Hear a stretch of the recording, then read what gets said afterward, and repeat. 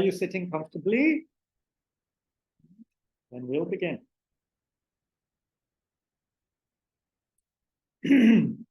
Slow down. Pay attention. Do good work. Love your neighbor. Love your place where you live. Love your place. Stay in your place.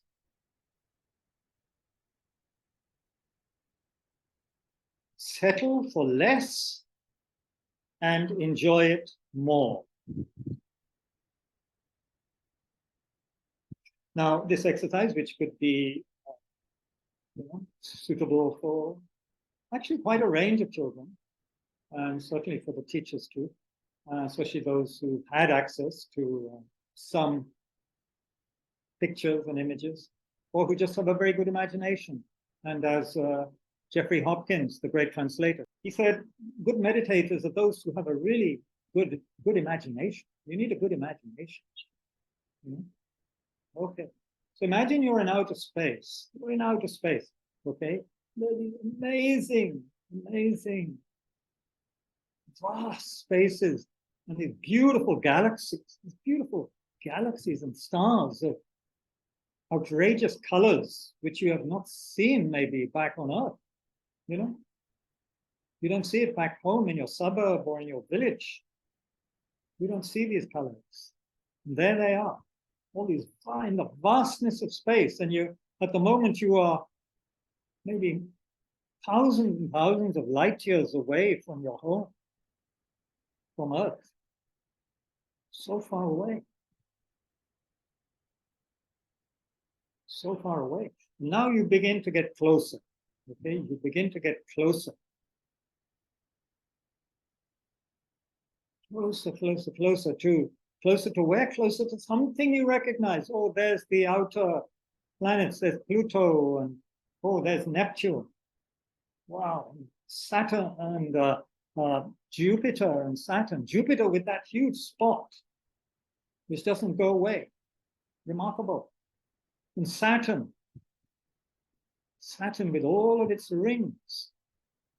Wow, and they have their own moons going around them, and they're all going around this fiery star at the center of our particular little tiny corner of the universe, which is our solar system. Planet Sun, Surya, which of course still worship in India, many of us. And what do we see going, all these little planets, all of these planets going around the sun, and then we zoom in, we naturally know where home is. We get closer to this beautiful, what from afar looked like a pale blue dot or whatever Carl Sagan had called it. But now we see it's so beautiful. It's so beautiful.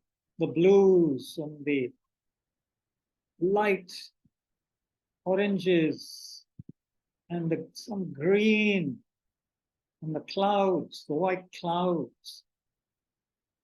We zoom in closer, and then we see vast areas which look like hives of some kind. And that's where human beings live. Human beings, that's where we live, in these vast cities and towns. And there are some isolated places too, but they're getting fewer and farther between. And if we were to get closer, what would we see? Well, we would see people and animals. We would see some people crying, some people laughing. Some would be fighting each other. Some would be, they would be very not being kind to each other at all. At all. Because they're so unhappy and don't have any delight or kindness in their life. They're also harming other people.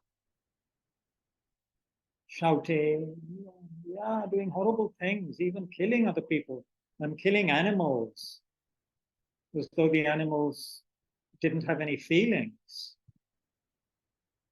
But there are also little happy places where people are growing things nicely, are looking after one another, are being very kind and telling each other stories, and not spending too much time on their smartphones. In fact, they have hours of the day when they don't even look at their smartphones, and they read each other's stories.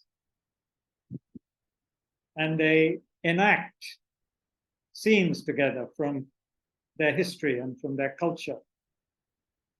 And even some students of Maitreya and Raquel's school are enacting dramas. Like Androcles and the Lion we did, and we did many others to bring out the power of compassion and how it even affects the big beasts like lions. And you can see many things as we zoom in. We see fires, we see beautiful waters, we see sad people, we see happy people. But perhaps we don't see too many happy people yet. And so we create this aspiration, wouldn't it be wonderful if there were more happy people? Because it's so beautiful.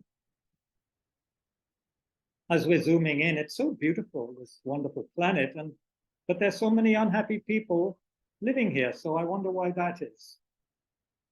We can investigate. How wonderful if people had more delight, more kindness. Gratitude for the beautiful planet that we have. Elder children can talk about collective karma even with that. We created the cause to be born in such a place. What a wonderful place. How sad that some children are starving in this place called Sudan and Eritrea and Somalia, which looks so beautiful from space, didn't it? But down on the ground, yeah, people need help. People need help. So how wonderful if we could help them. And we can help them by helping ourselves, showing kindness to ourselves.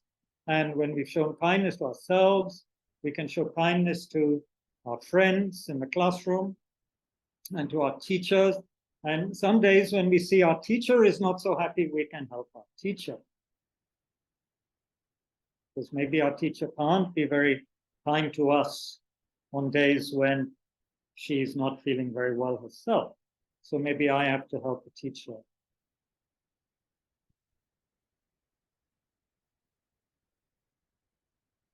And then, of course, at the end of any practice or dedication, we dedicate for the happiness and welfare of everybody on this beautiful planet. And Dalai Lamaji and others say that, there are sentient beings throughout space.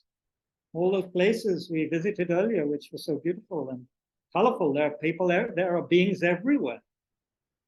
So how strange, but yeah. So maybe we can help them one day as well. How wonderful that would be. That would be something to talk about, wouldn't it?